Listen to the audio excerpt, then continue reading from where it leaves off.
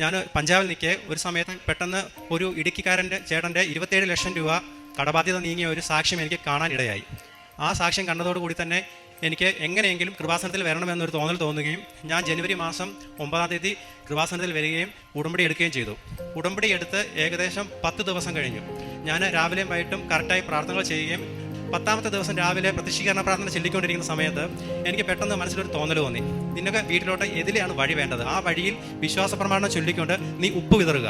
ഞാൻ രാവിലെ ഒരു 7-7:30 ആയപ്പോഴത്തേക്കും എനിക്ക് എവിടെയാണോ വഴി ആവശ്യമുള്ളത് അവിടെ ഞാൻ ഉപ്പ് വിതറുകയും അതോടൊപ്പം തന്നെ ഞാൻ ആ വ്യക്തിയുടെ വീട്ടിൽ എനിക്ക് തോന്നുന്നു ഞങ്ങൾ എന്നൊക്കെ ലീവിന് വന്നിട്ടുണ്ടോ അന്നെല്ലാം പോയി ഞങ്ങൾ വഴി ചോദിക്കുമ്പോഴെല്ലാം പറയുന്നത് ഈ ഒരു വഴിക്ക് വേണ്ടി നിങ്ങൾ എൻ്റെ വീട്ടിൽ കയറരുത് എന്നാണ് അദ്ദേഹം പറഞ്ഞുകൊണ്ടിരുന്നത്.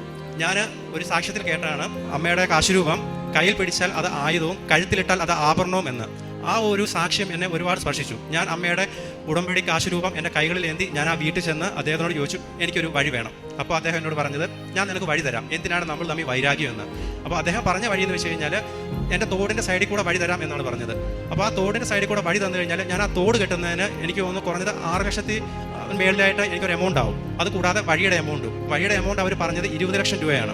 അങ്ങനെ എനിക്ക് ഇദ്ദേഹം എന്നോട് പറഞ്ഞു, ഇതിനെ ഞാൻ ആ തോടിൻ്റെ അതിലുള്ള വഴി കാണിച്ചു തരാമെന്ന് പറഞ്ഞ് എന്നെ കൂട്ടിക്കൊണ്ട് ആ തോടിൻ്റെ സൈഡിലേക്ക് വന്നിട്ട് അദ്ദേഹം അവിടെ നിന്നില്ല. അദ്ദേഹം പിന്നെ മുന്നോട്ട് പോയി ഞാൻ പറഞ്ഞു, തോടിൻ്റെ ഇതിലെയാണല്ലോ നിങ്ങൾ തരാമെന്ന് പറഞ്ഞ്.